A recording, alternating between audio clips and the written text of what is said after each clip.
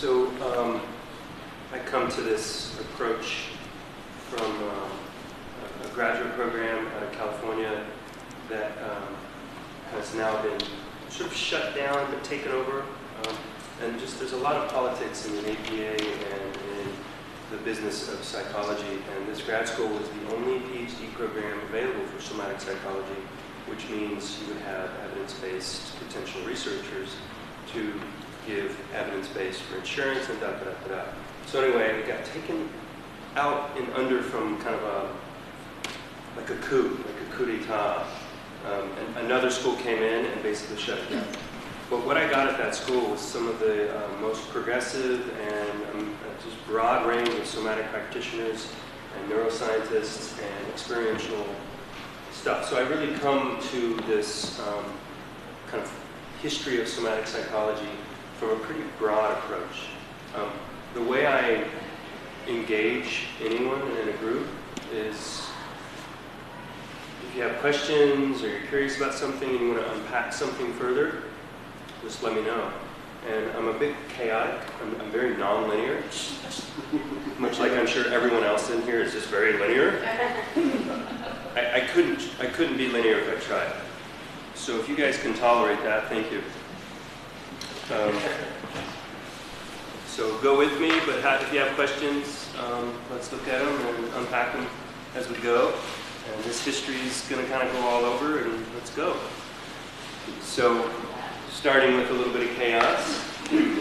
Somatic psychology is a bit like this. It's a web of so many threads and influences that to unpack each one and to give you a detailed history would just be like, oh my God. You know, just who's connected to who and how they developed and evolved. So I'm just going to give you a really broad sort of systemic approach. And to look at really Reich does weave in his discoveries through and through, because as some of you may or may not know, he broke off from Freud. So he's originally a psychoanalyst, and he saw things that were working and things that weren't. And he brought in this human experience of seeing with the eyes and watching breath in the body, and it revolutionized him. What I want to bring into that is, and here's the nonlinear piece. Let's go to this screen.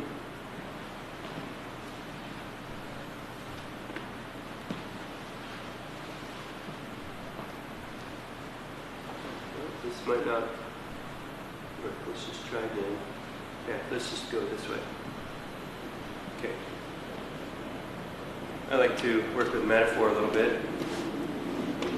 Can anyone guess what this sound is?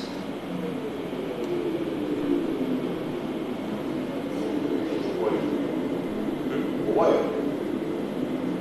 No? You already know this. This is electromagnetic field waves off of the planet Earth. What's important about this as a metaphor is that we have advanced in our world so rapidly that we can't really understand and comprehend, one, the amount of awe and beauty we're actually living in, and we're also kind of lost in the sort of fractal of technology at a level that is separating us at a pace we can't even understand. Right? We don't really know what looking at our phones every 10 seconds will do to our brains, and on and on and on. Nonetheless, there's technology that has allowed us to hear these sounds that we would not know are here, but they're here. And I want to bring this is much like Reich. Gravity is here, right? And until Newton named gravity and put numbers and brought it into a context, it didn't have much meaning for humans, but it's here. Right? It's not something we can, we didn't discover it, it's here, we gave language to it. Well, Reich, essentially, gave language to a form of psychotherapy that is essentially an epistemological revolution.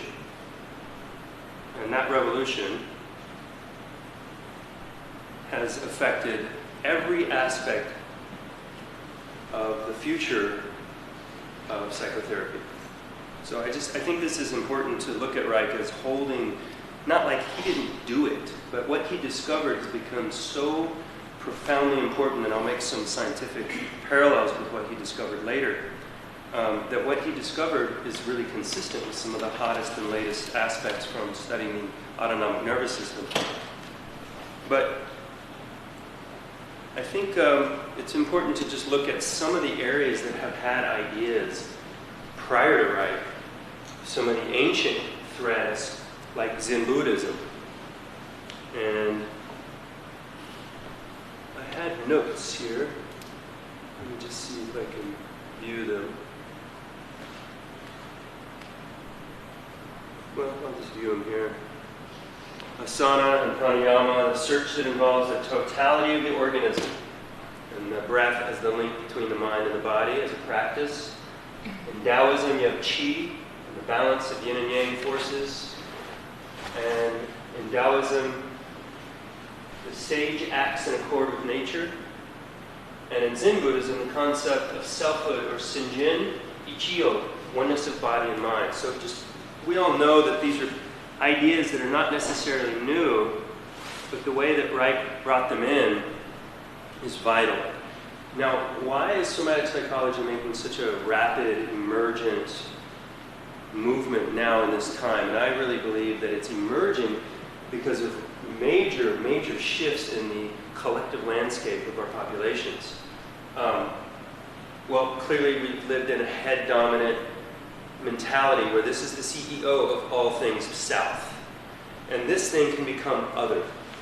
I can other myself, I can other my body, and thus have an image of what it should be and live in a kind of self-hatred. What's interesting, just to mention, I work with a lot of autoimmune clients, and they get better as we work. And I couldn't figure out why until I came across some science. But one of the biggest pieces is that people were fighting with their own body, their own organic organism's intelligence. And Reich identified that organism and the intelligence that isn't here. How long have we lived without a nucleus? How long? I don't need to think to digest. There are functions that don't need thought at all. So I think that it's a response to losing our bodies and losing this organism aspect because the channels of empathy are not in the head. Obama gave a bunch of money to stop bullying in schools. You know how they're going to do it? PowerPoint bullets. Here's what empathy is, and then here's how you act it out. Empathy is not learned through rote memorization of facts and figures. It's absorbed through eyes and through the experiential aliveness of empathy, which is not something we can think ourselves into. We're hardwired for it. Nonetheless, we have lived in a dominator-type healing. You need to fit in. You need to be normal. You need to go back to work. Right? How healthy is it, the person who types all day with massive fibromyalgia, depression, and they're not breathing because they're typing all the time, and that their therapist should get them back to work faster? That's a sick society. And in many ways, Reich was the first one to language these issues in these intersections of mind, body, family, history, trauma, and society, and he brought a language to it that is still alive. We live in a hyper-masculine society where male domination, or even the way that we think, has this masculinity to it that really takes away everything. Economic disparity and the 1%ers. I mean, these are just some of the forces that I think are emerging out of the field of reclaiming of the body as a necessity for us to reclaim ourselves as organisms. The fact that we live in a diverse world and we need new skills to not react. What if racism is inherited through a nervous system reflex in, say, my father, when we went through neighborhoods of color, he would lock the doors and clench. I picked that up. It wasn't some philosophical thought-based thing. I picked up his nervous system. So the diversity aspect, we can change those things, but not just through our own mindfulness, but rather through breathing, softening. How are we doing? Great. Okay, I like feedback. So. I think one of the biggest aspects is that we're social organisms, and there's more and more research looking at why is it that 65-year-olds who are isolated live 10 to 15 years less than 65-year-olds who are in a robust, intimate community. They live longer. We're social primates. There's something about eyes and voices and the prosody and the breath and the exchange of us as humans that enlivens the physical flesh and the DNA that follows. And I think because we're social primates and because we are so technologically addicted, we have lost the eyes. We have lost each other. And I think we're seeing massive consequences of this in a kind of autistic, Asperger-y-ish collective sort of coldness towards our own each otherness. Technological insanity, I've covered that one a lot. Does anyone agree with that? It's right, Facebook has replaced eye contact. And it wasn't lost that you picked up a flip phone.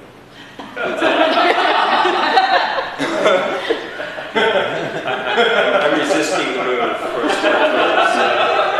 Nice modeling.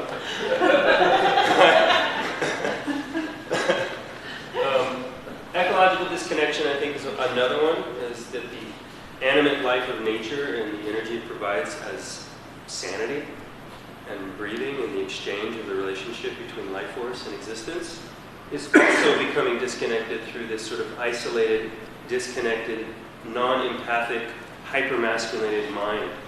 We're breeding ourselves into these corners that are essentially traps.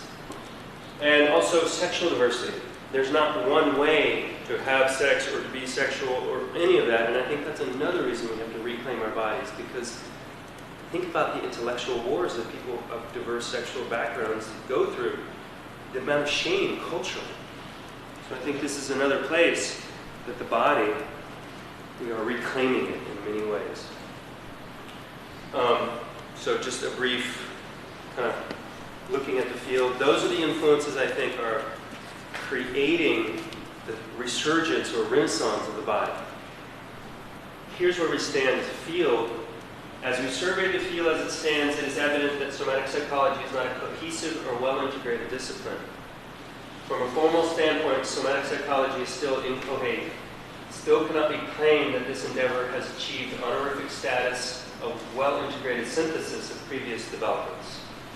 What is currently being achieved and what this author believes holds great potential for the future is a syncretic momentum that is now undermining the modern era's way of thinking about the human condition.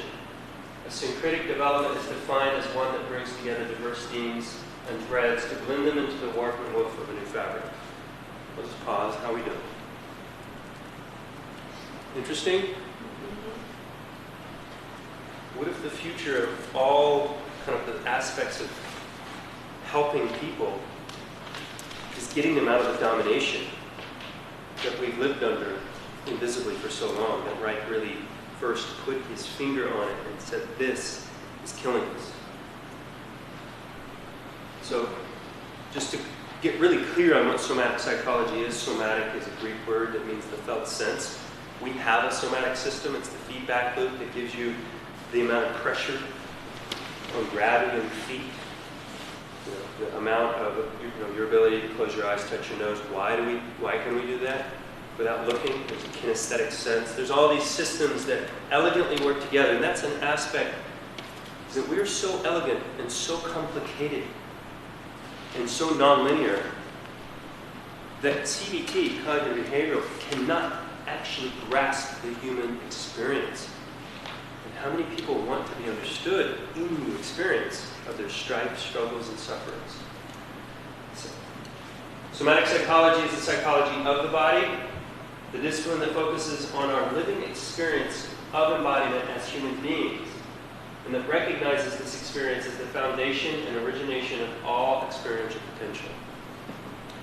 So it's of the body, not about the body. Just to look at it is about this, the experience of movement, not the analysis of movement and what that means and it's not a series of meanings that we place on other bodies.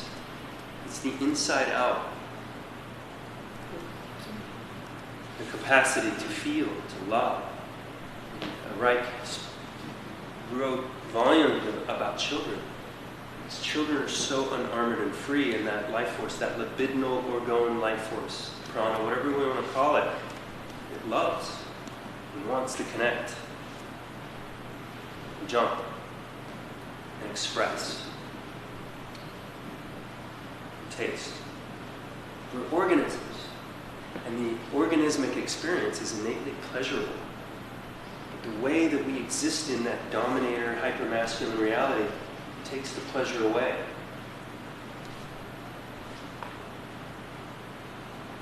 What fires together wires together. In neuroscience, this shapes the brain. Interaction shapes the brain.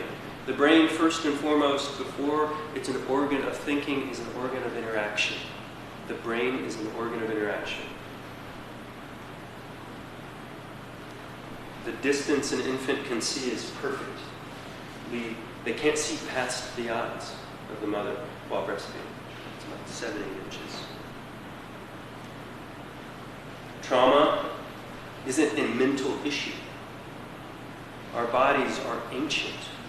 Anyone here heard of Stephen Porges and Polyvagal theory? I'll bring that in. It's really, Reich basically found that system. He didn't have language for it, but now the science is catching up. It's hardwired into the masseter's prosody, and may I just demonstrate real quick? Notice how you respond to this. I'm going to change my prosody, and notice your breathing as I move around and get a little erratic and talk like this, and I'm really paying attention to you, right? You can hear me? But notice how you feel. Oh my God. It's non-conscious. This system is non-conscious. It regulates relationships and responds to danger and danger cues. There's other experiments we could do, but we won't. So our bodies respond. And Reich discovered how to help the body come out of those responses when people were frozen. Fight, flight, it's beyond that. Fight, flight, freeze, tend and befriend. Our bodies have so many adaptive capacity that are way more complicated than we can ever understand. And we respond physically, emotionally, and psychologically. Our entirety responds to these moments, and sometimes we get stuck in them. And if I'm going to ask my client to think their way out of that, I'm going to shame them.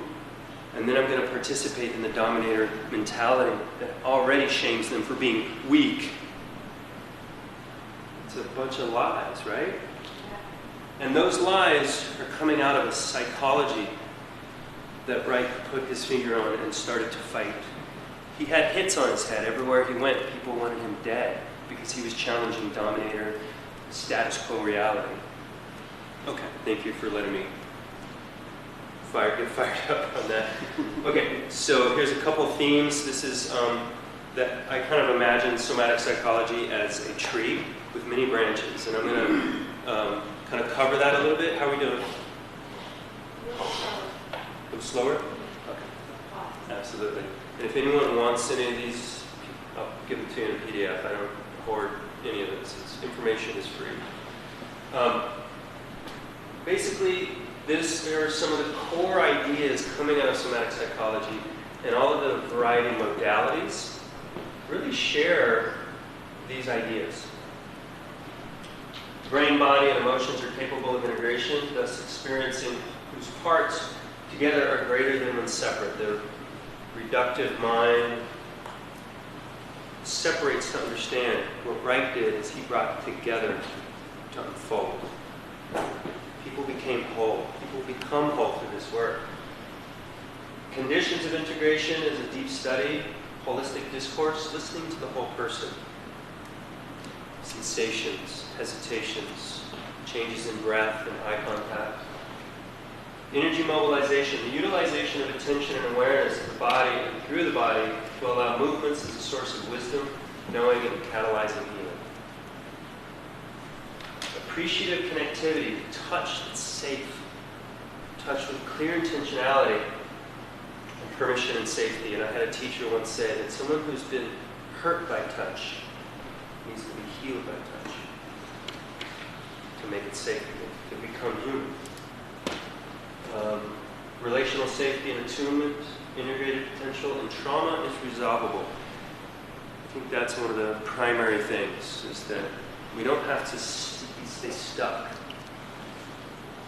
somatic psychologies of the body, just to kind of look at that. Recognize the experiential foundation. And it offers a radical critique of psychology that's dominated the 20th century. This is another piece. It's offering a radical critique of the dominator psychology. So exciting. And the last very exciting piece, somatic psychology is the rediscovery of ourselves as nature. We're not these humanoids, half machine, mechanical, radically linear, masculine. I will get it done in steps. Show me a step-by-step therapy that works. One that's organic, maybe. Okay, so this is the tree, and I'm going to just show you kind of the 5 organizations. Are you guys interested in this? Kind of how it's being organized. And mind-body branch, definitely we're going psychotherapy. That's Reich's original and has touched every other form of leaf that has now become an expression of the whole tree. There's the moving arts. These are just the divisions. There's education. Those are like Feldenkrais and Thomas Hanna's somatics. I'll go into this further later. Bodywork traditions. And the thing that binds all these are those ideas of holistic discourse and energy mobilization. And all these people have a similar intentionality to support the human becoming whole. Philosophical, scientific, and academic sources, and I'm going to go just a little bit into why Freud is so vital in this, because what he discovered, the radical potential of psychoanalysis, is its capacity to deliver a method of interrogating the psyche in a way that is both scientific and emancipated. Freud gets a bad rap, but I think it's really that the Americanized translations of his German is also really off the mark. You know, for who he was and where he came from and what he was trying to do, it was revolutionary. There was no language. He was inventing language for things he was observing. Attachment, not a word. And then here's another aspect that places him by some scholars in the field as the very first somatic psychotherapist in the psychology lineage. The ego is first and foremost a bodily ego. It's not merely a surface entity, but is itself a projection of a surface. If we wish to find an anatomical analogy for it, we can best identify it with the cortical homunculus of the anatomist, which stands on its head in the cortex. But basically that the eye is essentially a bodily eye.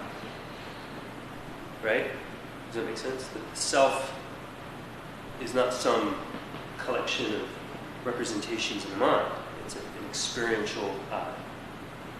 And Reich was drawn to this, and the idea of libido. So I'll pause. Some questions, thoughts? How are we doing? We've got, 5 minutes?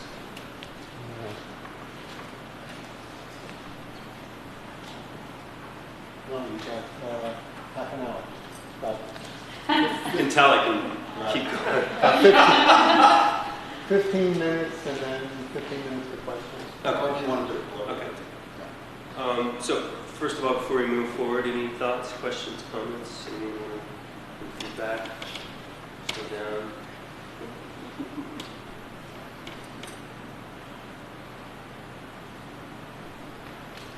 Do you mind if I talk real quick about something that I actually don't have slides for? Polyvagal theory?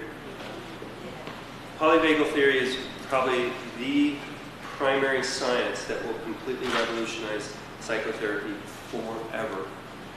I'm just going to go with this here real quick. Oops. Maybe I'm not. There it is.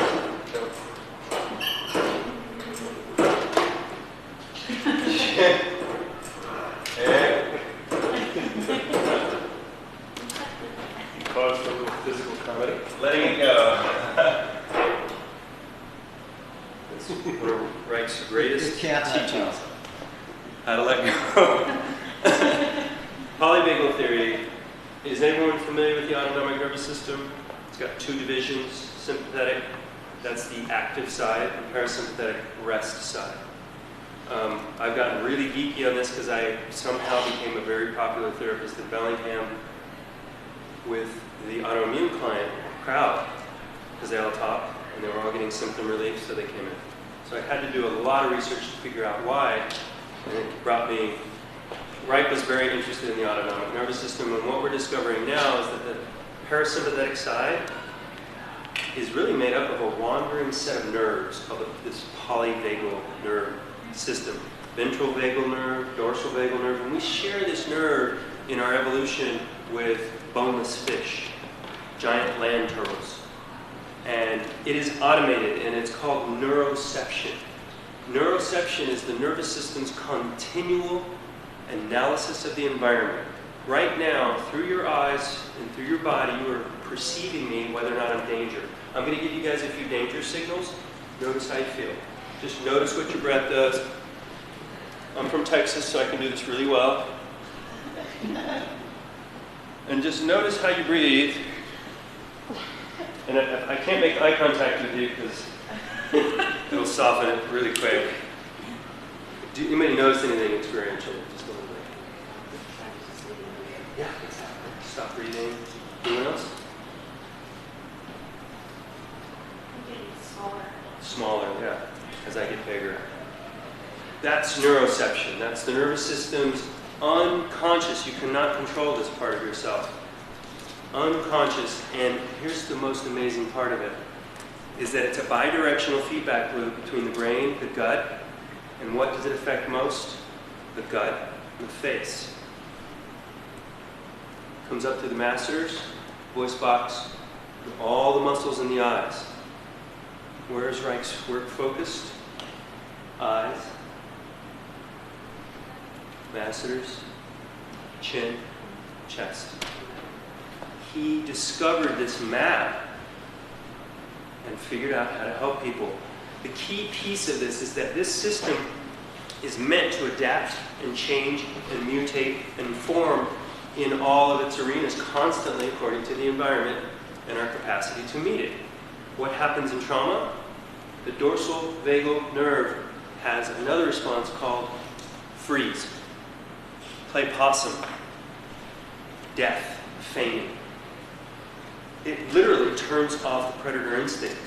If I had YouTube, I'd show you a video of why we freeze. There's a gazelle that basically goes into mock death, and the cheetah lets go to chase off this hyena. And what happens? The explosive energy that comes out of the freeze response is massive. And this gazelle runs and survives. That happens in us. And this is older than the social brain itself. It is part of our very lineage to the origins of all the fossils and the reptiles that we come up through this earth from. It is so deep, and yet we don't have a psychotherapy in the past. We haven't had a psychotherapy able to deal with the freeze response. Reich developed that. And now it's evolved into all of these features that we're really seeing now in different ways. But all of this started with Reich and his curiosity and his interest in life force. Okay, anything else about the polyvagal theory? It's pretty vital if you look at all of the different clients with digestive issues and constipation to they can't hold their waist in because they're survival. And it's what Reich discovered was that it's all about metabolic balance, metabolic competition. If you have a client who isn't pooping, it's not because they're not eating right, it might be, but mostly it's because some part of them, lines, holy shit, there's lines. Right? They're in that mode, and here's what we can do, perform our character, right? Oh yeah, no, it's all good. Yet inside Reich was able to see through and get down to that place that, and discharge that energy. And then that person, oh goodness. How did he do that? And then they could poop or hold their poop and digest food and feel healthy again. And he brought about a balance of the mind and body, and then through the system that he created, one learns how to self-regulate the metabolic balancing of the system. Half of what we're dealing with in mental health are metabolic imbalances. Fight, flight, freeze. I don't know, I'm confused, I'm stuck, and I can't get out of it.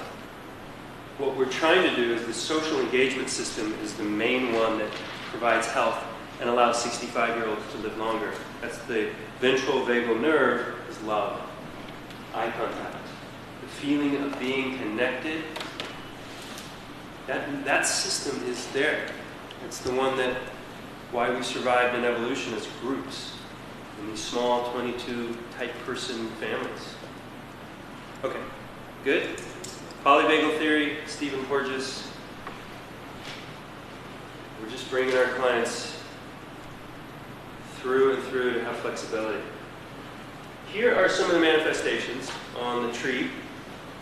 Orgone psychotherapy, clearly, I think, is the branch. Neo-Reichian psychotherapy, and then some that I've really found intriguing. Accelerated experiential dynamic psychotherapy, big word, but I have films of this woman, Diana Fosha, working. She's like Carl Rogers with a little more embodiment, just brilliant. Organic intelligence, this is coming out of the somatic experiencing community, if anybody knows Peter Levine's work. And Peter Levine was trained as an orgone psychotherapist. Do you guys know that? Peter Levine was trained in this work. And I teach him in my classes at the college. And every time I do, I'm like, oh, this is how he came to his understanding. Because as I feel like, as I mature as a therapist, I'm slowing down, way slower. And then there's all of this information that I'm missing when I was, da-da-da, I'm going to rush you. Okay, let's just slow down. Let's get lazy together. And so, that's the organic intelligence as a kind of form of somatic experiencing. Sensory motor psychotherapy, Pat Ogden, kind of comes out of Ron Kurtz and Hakomi. And it's a similar idea that it's kind of a blend of somatic experiencing and orgone psychotherapy. Brilliant, brilliant work. Somatic experiencing, Hakomi, is anyone familiar with Hakomi? Kind of a mindfulness-based, very Zen influenced form of, you know, like the client's stuck like this, have them go like this, if they're like this, or just ideas. Body-mind centering, which are kind of movement practices mixed with psychotherapy. Trauma release exercises, definitely a kind of low-end offshoot. And bioenergetics. So that's the mind-body branch. Let's look at the next branch, the moving arts. Just to look at the variety that Reich has really inspired and the diversity. And I think this is important to mention that none of these are really in competition because the diversity of trauma and the diversity of needs out there, and I don't know if any of you work in the mental health field and have seen some of the darker sides of our humanity. The need is bigger than we can ever meet. But what's vital is how many ways those needs can be met. 5 rhythms. It's a movement practice that includes these 5 rhythms. Uzazu, it's kind of Tai Chi, 5 rhythms-ish. Feldenkrais, anybody familiar with that? Kind of how to operate as a skeletal structure. Spatial dynamics, based on eurythmy. It's kind of an esoteric theme of, you know, it's kind of theatrical, very big. Continuum, Emily Conrad. She worked with people who lost spinal capacity and paraplegics, and through basically helping them remember the liquidity of the body, people learned how to move where doctors said they would never move again, but they wouldn't move in the way that we normally move, which we don't move like that, but more liquidity, more like water.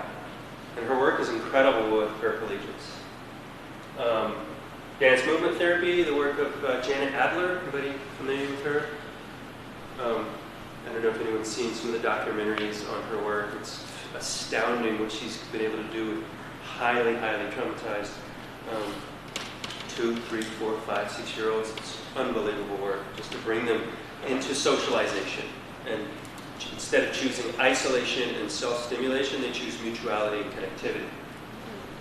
Yoga therapy, Qigong, there's a ton. We can even put Aikido in here.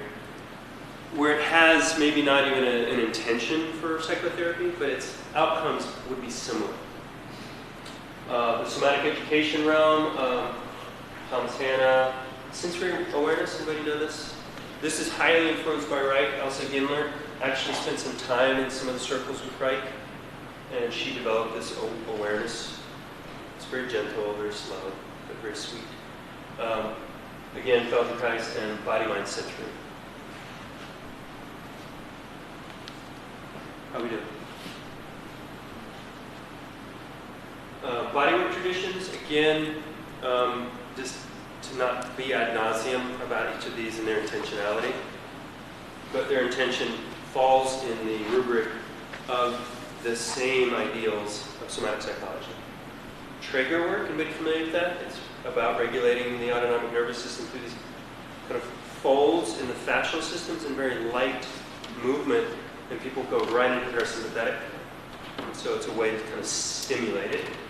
Shiatsu, Rolfing, Bowen technique, and cranial sacral therapy all have intentions to support the self-regulating capacities of the vagal nerve system. And then the interdisciplinary conversation going on amongst all of the mind-body leaves and the movement leaves are the philosophical, scientific, and academic sources. Psychoneuroimmunology, familiar with this? This is how our psychology and emotional life affects our immune system.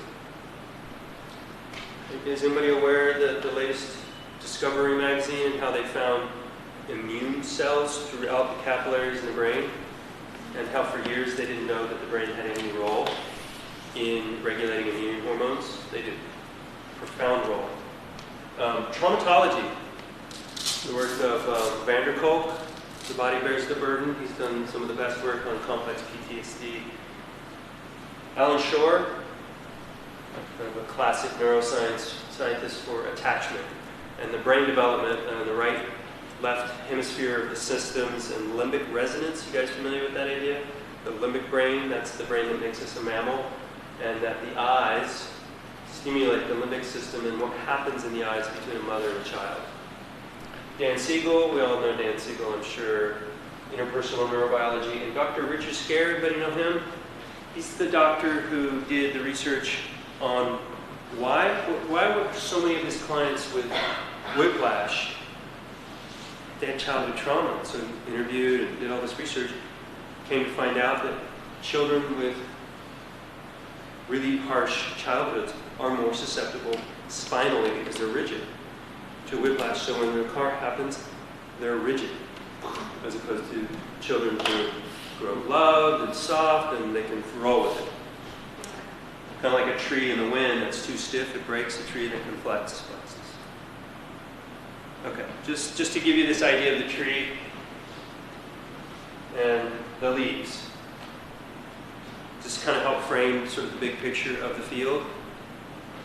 It's pretty huge, and Reich had a profound influence. And so today we're going to be looking at this seed that is really kind of profoundly alive. And so I'm glad you're all here. Thank you for giving me this chance to talk, and thank you for listening.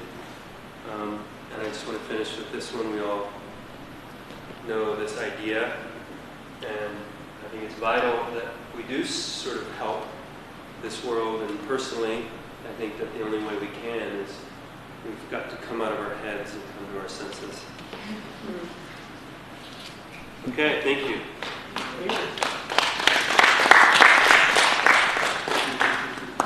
That's my little boy. He's amazing.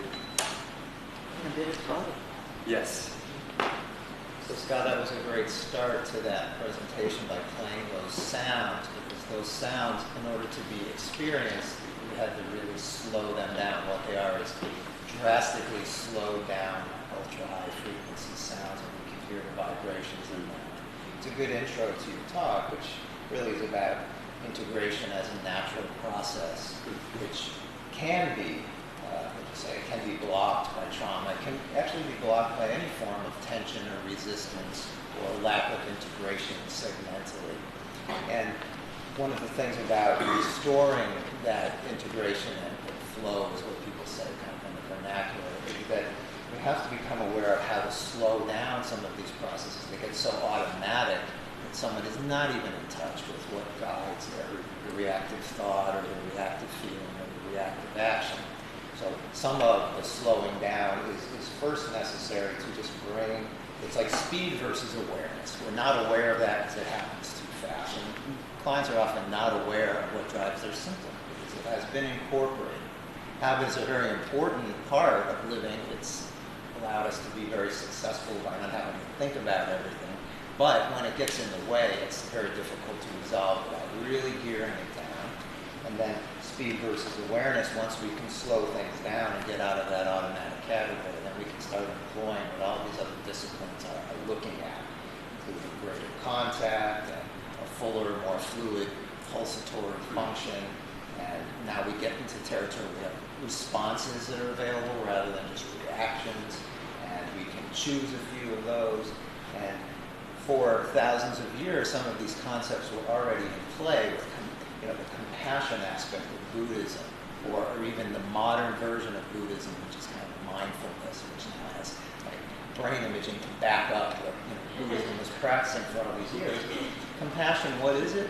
It's putting a word to a bioenergetic expansion and softening process. It really helps in terms of integrating function and making respiration kind of a wavelength and using a cooperation of the segments within full breathing, which then gives someone access to feeling, more access to what you said is it's a natural, how do you say this? It's a natural biological tendency, and there's a natural biological drive towards doing this, but our reactions, particularly the ones that create stiffening or tension, get in the way of that. And that takes a whole bunch of hostages in terms of symptoms. And then, you're laying out how there's so many ways, so many branches off of that concept to work back towards natural and healthy function. So, cover a tremendous amount of territory in that. We have time for questions. Very nice. Any questions? We'll pass it on. I've seen that Einstein quote over the years, and it's coming back to me at a deeper level. I originally heard it as you got to be smarter, and now I'm starting to see it as you got to be really intelligent. And it's just a great summary for that. These are all different intelligences that I didn't get in my master's degree in computer science. It's really interesting to go to a completely different dimension, not just better at the same things for me.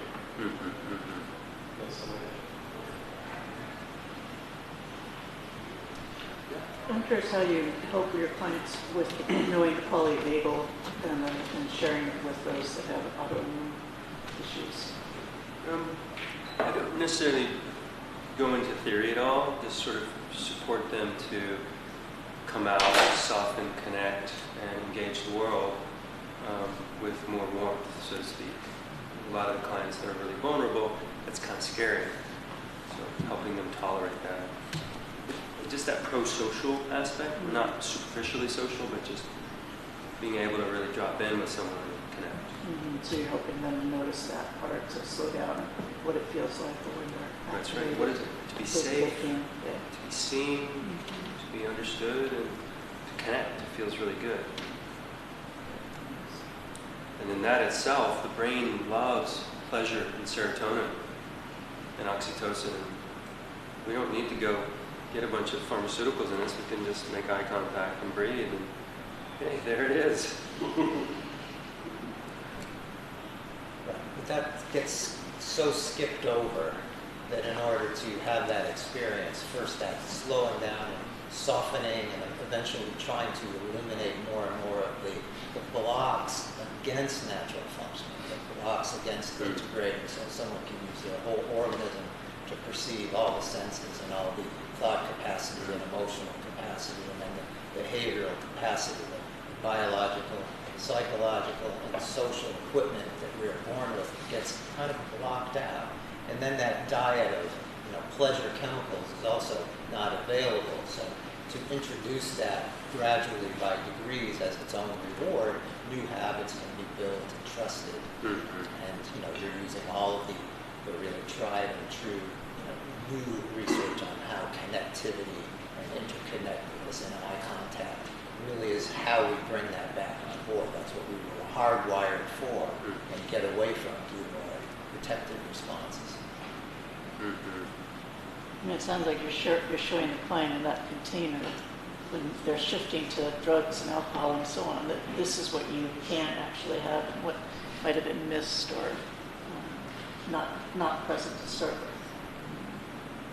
That's why those other things may have called your name. So.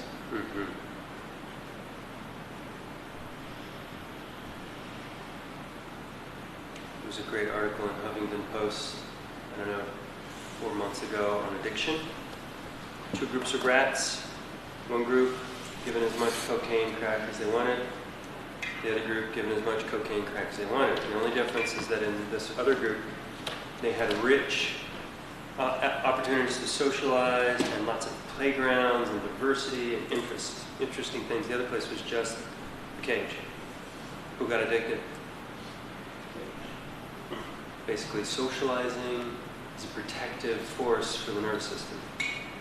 But not like, oh, hey, what's up? But just like slowing down enough to kind of. And that was a reframing of some older techniques. Can you talk about what that was a reputation of? I don't know. It was my understanding is a rat in a cage will overdose. Right. But the point is, it's not that they want to overdose; it's they don't have that issues. Right. Right. They're really medicating It something. was like a 30-year-old framing of that. They got reframed. Right. And it's my understanding that the ones who did were in just a cage, and they, they had different, but then they went into the rich environment, the socially rich environment, and then they regulated, they wanted water. So, Good news is there's, out of Fairhaven College where I teach, there are I'd say about 70 to 80% of the students that come out of my classes are going to graduate programs within the field. And hopefully I'm sending them to Dan and Mitch for continual training. So, Could you talk about, this was kind of the research. Can you talk about how that affects your life, your practice, which part? your students? And just bringing this reading. I think for many of the students, it's an epistemological, kind of mind-blowing experience because we all kind of know this at a deep level. But when someone brings language to it and experience to language it, and then opportunities to talk to others that are also, oh, you felt that, oh, I felt this, and the diversity, everyone just like, wow. You get to be real in a classroom and not work so hard to win and be in competition and be better than all of you because, it's like, so there's a lot of freedom in the students. Ellen's a student. Yeah, that'd be great. The Scout's classes, it's the closest community I've ever felt in an academic setting. The container that you provide is phenomenal, and the work that we've done has been life-changing for me. And I know, we will all be together in the community for a really long time. It's super powerful. Is there a simple A/B study of there's somebody like you that's not in these classes? You can see how they're different. We talk about that actually. We talk about the traditional psych classes. We talk about the somatic classes. We talk about other Fairhaven classes, and it's so different and it's so connected. And we're all one of our favorite things is being awkward, because that's where we grow. And so we walk around and we do silly crazy things all the time, and it's been really free.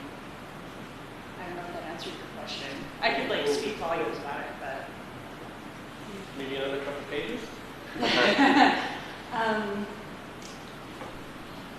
on a deeper level, I think we've all really gotten to know who we are, ultimately, and get in touch with not only the happy, silly, fun things, but I know that there's been several of us that have bumped into some really hard stuff, and been able to work through that and have the support and have it's really hard to articulate the profundity of the experience, which is why I can talk forever. It's so difficult to do that. So. Could it, like, if there's an AD, like the B version of you would say similar thing. Like, they came up against harder things, they were life transformed. Like, how was their life transformation different from yours? Maybe words. How was what? How this other student that might be taking a more traditional approach would say that they hit hard things, they had life transformations, right? They'd say the same words as you, but how was your experience different using the same words? Connection, appreciation, feeling the changes as opposed to just like being really cerebral about it and getting to the underlying, I'm just pissed off today. Well, why am I pissed off today? What is that thing? What is this thing that has triggered this emotion today? And we can all sit in that together and have those conversations, whereas a regular psych class, you'd just be sitting there brooding for 3 hours. But there's an opportunity to really, we do gravity work and joint mobility, and we're all set in a really good space to be able to come together and do that work. It's cultural deprogramming. Yeah. Master's class. How did your class, I mean, it sounds like group therapy to me, as opposed to an academic setting. How do you make that? Well, there's no personal processing. We don't, there's no hi, my name's Scott, and it's... Hi, Scott. Right, exactly. So what are the educational goals? Excuse me? What's the educational goal? I mean, is there a progressive goal in Absolutely. the class? The experiential learning and allowing everyone to process those experiences opens up the personal naturally by the community. I don't have an intention for people to do that. It's just what's allowed. But the framing is the academic. We don't do anything without understanding the academic frame. And then in this container, just people's energy moves and they feel better and it can be more authentic because we are under a kind of a collective trance of I have to be cool and number one and competitive and it's just normal. I don't know anything else. And they come into my classroom and I say, nope, we're not going to pretend anymore. Let's breathe, let's slow down, let's be authentic, and let's be real. You're paying for this, so to speak. I tell them, you're paying for this education. Let's not waste your time with regurgitating information from me. I'm nobody. I want you to learn something from the inside out. So that's the intention.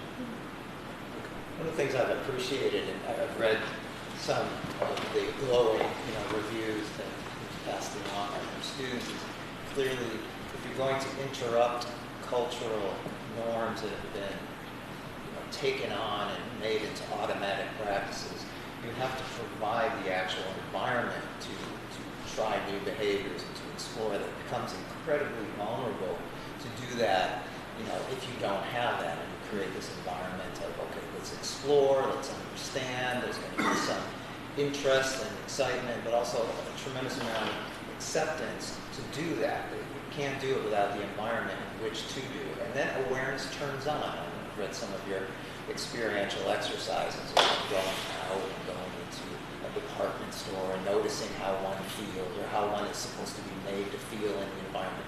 And it's like something turns on that there hasn't been language for. And that is part of the slowing down too.